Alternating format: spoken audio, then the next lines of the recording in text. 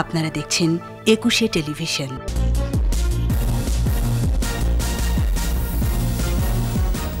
প্রথম দফায় ভাষাঞ্চরে ১৬৪২ রোহিঙ্গা, নৌবাহিনীর তত্ত্বাবধানে থাকবে ১ সপ্তাহ। মানিকগঞ্জে বাস অটোরিকশার সংঘর্ষে নিহত ৭, বিভিন্ন স্থানে সড়কে ঝরল আরও ১০ প্রাণ। ভ্যাকসিন তৈরির প্রযুক্তি হস্তান্তরের আহ্বান প্রধানমন্ত্রীর, করোনা মোকাবেলায় ৩ প্রস্তাব। এবং পল্টনে পুলিশের ধাওয়ায় ভাস্কর্য বিরোধীদের পলায়ন, অপপ্রচার চালানো ২৫ ফেসবুক আইডি শনাক্ত।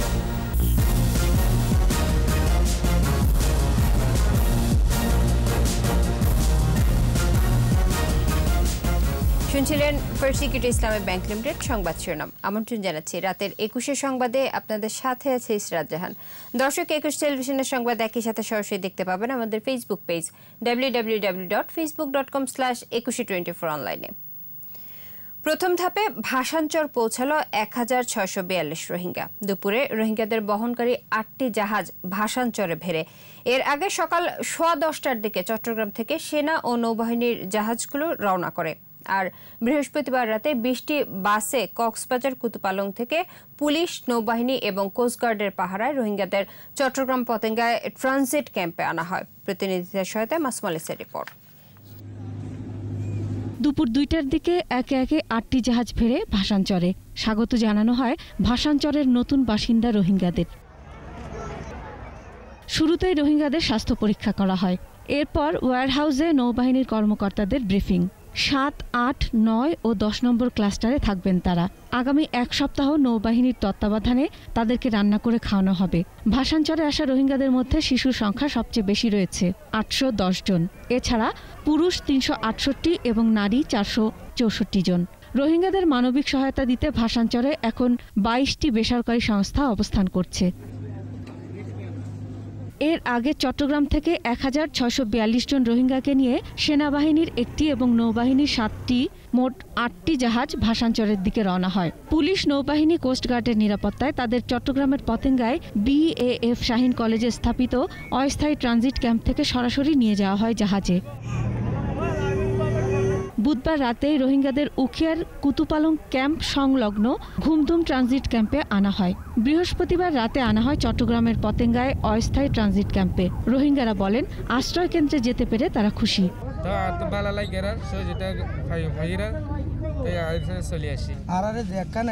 বাংলাদেশের মাঝে সরকারে করছে, আজ মায়ের মাঝে আর মরে যেতাম বুঝো। সরকার লেখাপড়া করাইব, স্কুল ফরাইব, ভাষাঞ্চরে সরকারের উদ্যোগে উন্নত বাসস্থান নির্মাণ করা হয়েছে বলে জানান নৌবাহিনীর চট্টগ্রাম অঞ্চলের কমান্ডার। সেখানে আমাদের ১ লক্ষ লোকের শুধুমাত্র আবাসন না, সেখানে হাসপাতাল, স্বাস্থ্য ব্যবস্থা, স্কুল, বাজার থেকে শুরু করে সমস্ত সুযোগ সুবিধা ওখানে গড়ে তোলা হয়েছে, যেটা কক্সবাজার এবং কুতুপালংয়ে নাই। মিয়ানমারের জাতিগত নিপীড়ন নির্যাতনের মুখে ২০১৭ সালে বাংলাদেশে আশ্রয় নেয় ১১ লাখের বেশি রোহিঙ্গা। ক্ষতির মুখে পড়ে পরিবেশ প্রতিবেশ। এ অবস্থায় ১ লাখের বেশি রোহিঙ্গাকে সরিয়ে নিতে নোয়াখালীর হাতিয়ার চর ঈশ্বর ইউনিয়নে জেগে ওঠা ১৩,০০০ একর আয়তনের দ্বীপে ৩,০০০ কোটি টাকা ব্যয়ে গড়ে তোলা হয়েছে আশ্রয় কেন্দ্রটি। মাসুম আলিসা, একুশে টেলিভিশন। শুক্রবার দুপুরে মানিকগঞ্জে আর সকালে টাঙ্গাইলে মর্মান্তিক সড়ক দুর্ঘটনায় প্রাণ গেল ১৩ জনের। মানিকগঞ্জের দৌলতপুরে বাস অটোরিকশার সংঘর্ষে একই পরিবারের ৬ জন সহ ৭ জন নিহত হয়েছেন। এর আগে ঢাকা টাঙ্গাইল বঙ্গবন্ধু সেতু মহাসড়কের মির্জাপুরে দাঁড়িয়ে থাকা যাত্রীবাহী বাসকে একটি ট্রাক ধাক্কা দিলে ৬ জন মারা যান। এছাড়া সড়ক দুর্ঘটনায় ৪ জেলায় আরও ৪ জন নিহত হয়েছেন। প্রতিনিধিদের সহায়তায় আরও জানাচ্ছেন সমর ইসলাম। দুপুরে অসুস্থ নাতনির চিকিৎসার জন্য স্বজনদের সঙ্গে নিয়ে দৌলতপুর থেকে মানিকগঞ্জ যাচ্ছিলেন হরেকৃষ্ণর পরিবার। ঘেউর দৌলতপুর সড়কের মূলকান্দিতে আসার পর অটোরিকশার সঙ্গে ভিলেজ পরিবহনের যাত্রীবাহী বাসের সংঘর্ষ হয়। এতে নিহত হন ৭ জন। তারা হলেন হরেকৃষ্ণ বাদ্যকার, তার ছেলে গোবিন্দ, পুত্রবধূ ববিতা রানী, নাতনি রাধে রানী, ভাইয়ের স্ত্রী খুশি রানী ও ভাতিজা রায় প্রকাশ। দুর্ঘটনায় সিএনজি চালক জামাল শেখও ঘটনাস্থলে মারা যায়। আমার এক মাস আমার ছেলে মারা গেছে, আমি এই সুখে বাঁচি না রে বাবা। শাশুড়ি, স্বামী, সাওয়াল বেটার বোন নাতিন দেওর। এদিকে টাঙ্গাইলে সাত সকালে ঝরে যায় 6টি তাজা প্রাণ। রংপুর থেকে ঢাকাগামী সেবা ক্লাসিক পরিবহনের একটি যাত্রীবাহী বাস মির্জাপুর উপজেলার কর্ণী এলাকায় বিকল হয়ে পড়ে। বাসটি মেরামতের জন্য রাস্তার পাশে দাঁড় করানো হয়। এক পর্যায়ে উত্তরবঙ্গ থেকে ঢাকাগামী সবজিবাহী একটি ট্রাক বাসটিকে ধাক্কা দেয়। এতে ঘটনাস্থলে 4 বাস যাত্রী নিহত হন। হাসপাতালে চিকিৎসাধীন অবস্থায় মারা যান আরও 2 জন। টাকায় সে পিছন থেকে এমন ভাবে মারলো, হ্যাঁ, পরে যে আমার এই ঘরে যা লাগলো। বাসে লাগাইলে ওই বাসটা ঘরের ভিতরে ঢুকে যায় অনেক লোকজন মারা যায়। হাইওয়ে পুলিশ ফোন করলাম, ফায়ার সার্ভিস ফোন করছি, ফোন করার পর তারা আসছে। পুলিশ জানায় আহতদের উদ্ধার করে মির্জাপুর কুমুদিনী হাসপাতালে ভর্তি করা হয়েছে।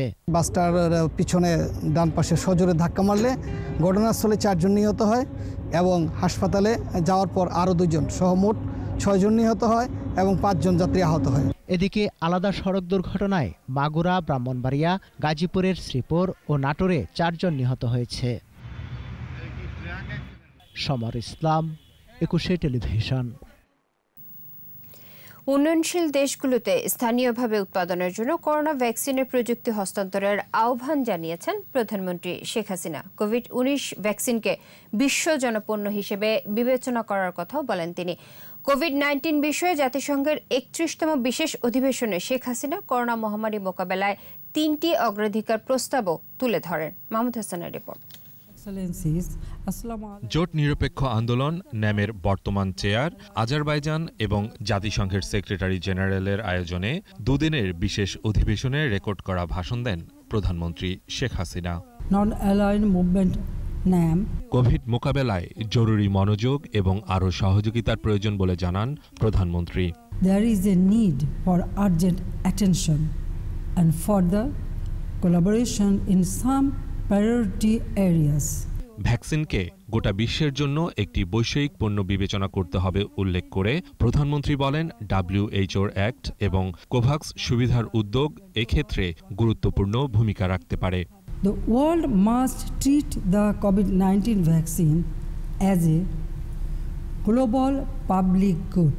Bangladesh has the capacity and is ready to produce vaccines if opportunity given. ভবিষ্যতে মহামারী মোকাবেলায় সামর্থ্য অর্জনে টেকসই বিশ্বের জন্য 2030 এজেন্ডা সম্পাদনে নতুনভাবে প্রতিশ্রুতি গ্রহণের আহ্বান জানান প্রধানমন্ত্রী। We need to ensure universal, equitable, timely and affordable access to quality vaccines. Bangladesh এ মহামারীর কারণে মারাত্মকভাবে ক্ষতিগ্রস্ত উল্লেখ করে তিনি বলেন, দ্বিতীয় ধকল সামাল দিতে ব্যাপক পদক্ষেপ নিয়েছে বাংলাদেশ সরকার। Bangladesh is also badly affected by the pandemic. Mahmud Hasan, 21 television, Dhaka. COVID-19 দেশে 24 জনের মৃত্যু হয়েছে। এর মধ্যে ঢাকা বিভাগে 14 জন। মৃতের সংখ্যা বেড়ে 6,772। স্বাস্থ্য অধিদপ্তরের তথ্য অনুযায়ী সংক্রমণের 271তম দিনে 15,430 জনের নমুনা পরীক্ষায় শনাক্ত হয়েছে 2,252 জন। শনাক্তের সংখ্যা বেড়ে 4,73,991। নতুন 2,572 জন সহ সুস্থ হয়েছে 3,90,951। 24 ঘন্টায় শনাক্তের হার 14.59%। করোনার সবচেয়ে বেশি মৃত্যু 60 মানুষের। মৃত্যু হার 53.38%। দেশে এই পর্যন্ত 118টি ল্যাবে করোনা পরীক্ষা হয়েছে 28,36,411। রাজধানীর পল্টনে ভাস্কর্য বিরোধী বিক্ষোভ মিছিলে লাঠিচার্জ করেছে পুলিশ। জুম্মার নামাজের পর বাইতুল মোকাররম জাতীয় মসজিদ থেকে একটি মিছিল বের করে ভাস্কর্য বিরোধীরা।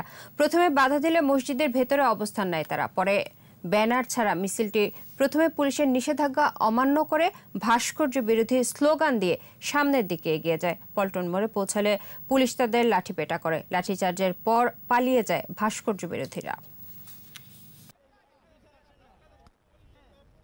হঠাৎ করে ভায়োলেন্ট হয়ে ওখানে পুলিশে ব্যারিকেড ছিল, সেটা ভেঙে তারা শাহবাগ সহ বিভিন্ন দিকে যাওয়ার চেষ্টা করে। পরবর্তীতে এখানে আইনশৃঙ্খলা পরিস্থিতি উদ্ভব বলে আমরা তাদেরকে ছত্রভঙ্গ করে দিই। ভাস্কর্য নিয়ে অপপ্রচার চালানো 25টি ফেসবুক আইডি শনাক্ত করেছে সিআইডি। সংস্থাটির সাইবার ইন্টেলিজেন্স ইউনিট জানিয়েছে, ডিজিটাল মাধ্যমে চলছে নানা অপপ্রচার। মূলত দেশের বাইরের ফেসবুক আইডি থেকে এসব অপকর্ম করা হচ্ছে। দীপু শিকদারের রিপোর্ট। যারা বঙ্গবন্ধুর পক্ষে তারা বঙ্গবন্ধুর মূর্তি ভাঙে। সম্প্রতি কয়েকটি ইসলামিক দল বঙ্গবন্ধুর ভাস্কর্য নিয়ে অধ্যত্বপূর্ণ বক্তব্য দেয়। গ্যান্ডারিয়ায় বঙ্গবন্ধুর কোনো ভাস্কর্য স্থাপন করতে দেওয়া হবে না বলেও হুমকি দেয় তারা। আমরা সেখানে মূর্তি হতে দেব না। ভাস্কর্য ইস্যুতে উদ্দেশ্যপূর্ণভাবে অস্থিতিশীল পরিস্থিতি তৈরির অপচেষ্টার বিরুদ্ধে মাঠে নামে প্রগতিশীল বিভিন্ন সংগঠন। তারপরও থেমে নেই সুযোগ সন্ধানী ওই মহলের অপকর্ম। এবারও ফেসবুক সহ সামাজিক যোগাযোগ মাধ্যমে সরকার প্রধান, গুরুত্বপূর্ণ ব্যক্তি, এমনকি রাষ্ট্রের বিরুদ্ধে অপপ্রচার চালাচ্ছে তারা।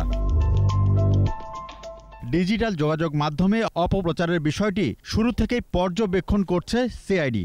এরই মধ্যে একাধিক ব্যক্তিকে শনাক্ত করা হয়েছে। বর্তমান সরকারের যে অবস্থা, যেটা উন্নয়ন যেটা চলতেছে, এটাকে বাধাগ্রস্ত করার জন্য, জনসাধারণকে একটা বিভ্রান্ত একটা সিচুয়েশন তৈরি করার জন্য এর পিছনে অবশ্যই একটা গ্রুপ তো সক্রিয় রয়েছে। এরকম তো আমরা অবশ্যই শনাক্ত করতেছি, করে যাচ্ছি। এরকম আমরা বেশ কয়েকজনের নাম পেয়েছি। বেশ কিছু ফেসবুক আইডিও শনাক্ত করেছে সিআইডি। আমরা বেশ কিছু আইডি আইডেন্টিফাই করেছি, সেটা 20-25টা আইডির মতো হবে। কিছু আইডি রয়েছে আপনার দেশের, কিন্তু আসলে তাদের হলো সেই মানে ভুয়ান নামে করা। বেশিরভাগ ক্ষেত্রে হলো এরা আপনার দেশের বাইরে অবস্থান করে। ডিজিটাল প্ল্যাটফর্মে গোয়েন্দা নজরদারি অব্যাহত থাকবে বলে জানান এই কর্মকর্তা। নির্দিষ্টভাবে নির্ধারিত কোনো সংখ্যা নেই, সংখ্যাটা বাড়তে পারে আবার কমতে পারে। দীপু শিকদার, 21 টেলিভিশন, ঢাকা। যাচ্ছে বিরতিতে। নো মাস্ক নো সার্ভিস বিধি মেনে চলুন, সুস্থ থাকুন, ফিরে সাজা থাকছে। পদ্মায় বসলো 40তম স্প্যান। দৃশ্যমান 6 কিলোমিটার সেতু বিজয় দিবসের আগেই বসবে সব শেষটি। আবার আমন্ত্রণ, দেখছেন রাতের 21 সংবাদ। মুন্সিগঞ্জের মাওয়া প্রান্তে পদ্মা সেতুর 11 ও 12 নম্বর পিলারের উপর বসলো 40তম স্প্যান। দৃশ্যমান হলো 6 কিলোমিটার। 39তম স্প্যান বসানোর 7 দিনের মাথায় 40তম স্প্যানটি শুক্রবার বেলা 11টার দিকে বসানো হয়। পদ্মা সেতুর নির্মাণ কাজ শুরু হয়েছিল 2014 সালে, আর 2017 সালের ডিসেম্বরে বসানো হয় প্রথম স্প্যান। এরপর ধাপে ধাপে এই পর্যন্ত 40টি স্প্যান বসানো হয়েছে। সেতুর মোট পিলার 42 এবং স্প্যান 41টি। বিজয় দিবসের আগেই বসানো হবে শেষ স্প্যানটি।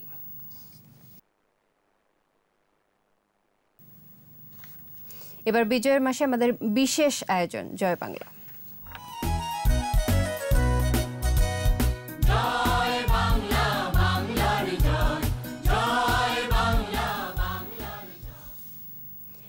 জাতির পিতা বঙ্গবন্ধুর নেতৃত্বে বাঙালি মুক্তির 7 পায় 16 ডিসেম্বর।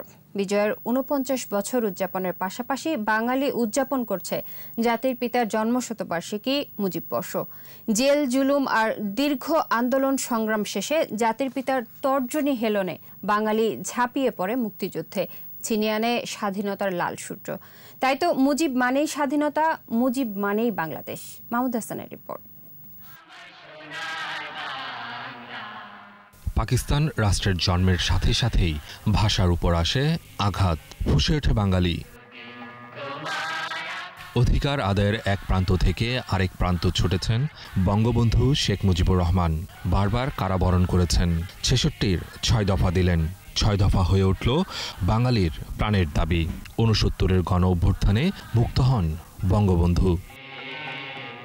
মুক্তির জন্য জাতি যখন প্রস্তুত, তখনই আসে বঙ্গবন্ধুর স্বাধীনতার ঘোষণা। এবারে সংগ্রাম আমাদের মুক্তির সংগ্রাম, এবারে সংগ্রাম স্বাধীনতার সংগ্রাম। পাকিস্তানের কারাগারে জাতির পিতা বন্দী, মুক্তি পাগল বাঙালি তখন যুদ্ধের ময়দানে।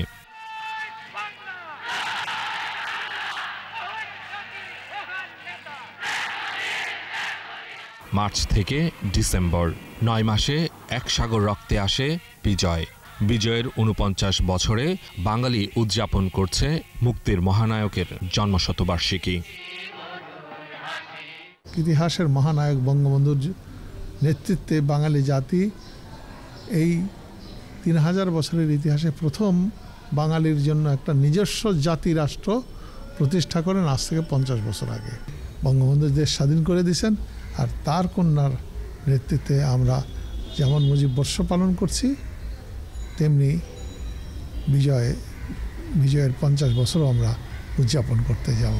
জাতির পিতাই বহির্বিশ্বে বাঙালিকে বীরের জাতি হিসেবে পরিচয় করিয়ে দেন। আমরা সারা দুনিয়ায় এখন আলাদা স্বতন্ত্র একটা জাতি রাষ্ট্র হিসেবে প্রতিষ্ঠিত এবং আমরা মর্যাদার আসনে অধিষ্ঠিত। বাঙালির মনের মণিকোঠায় বঙ্গবন্ধুর নাম। বঙ্গবন্ধুর নেতৃত্বের পরশ পাথরে বাংলাদেশ রাষ্ট্রের জন্ম। তাই বঙ্গবন্ধু ও বাংলাদেশ এক ও অভিন্ন। এই প্রিয় মাতৃভূমিকে আমরা স্বাধীন করেছি কারো দয়ার দানে না। এইটার চেয়ে গৌরব উজ্জ্বল অধ্যায় আর কি হতে পারে, যে এই অধ্যায়ের মধ্যে শেখ মুজিব এবং বাংলাদেশ দুটো শব্দ সমার্থক হয়ে উঠেছে। বিজয়ের 48 বছর কেটেছে, এখনো বাঙালির প্রাণের উৎস আর সাহসের শেষ ঠিকানা বঙ্গবন্ধু শেখ মুজিবুর রহমান। মাহমুদ হাসান, একুশে টেলিভিশন, ঢাকা। আবারও বিরতি। নো মাস্ক নো সার্ভিস বিধি মেনে চলুন, সুস্থ থাকুন। যখন ফিরছি তখন অন্যান্য খবরের সঙ্গে আরও থাকবে। বিশ্বকাপ বাছাইয়ের ম্যাচে বিধ্বস্ত বাংলাদেশ, 5-0 গোলে কাতারের জয়।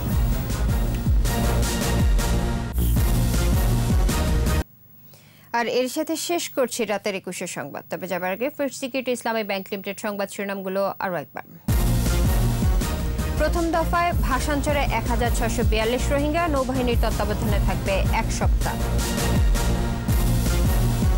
মানিকগঞ্জে বাস অটোরিকশার সংঘর্ষে নিহত 7, বিভিন্ন স্থানে সড়কে ঝরল আরও 10 প্রাণ। ভ্যাকসিন তৈরির প্রযুক্তি হস্তান্তরের আহ্বান প্রধানমন্ত্রীর, করোনা মোকাবেলায় 3 প্রস্তাব। এবং পল্টনে পুলিশের ধাওয়ায় ভাস্কর্য বিরোধীদের পলায়ন, অপপ্রচার চালানো 25 ফেসবুক আইডি শনাক্ত।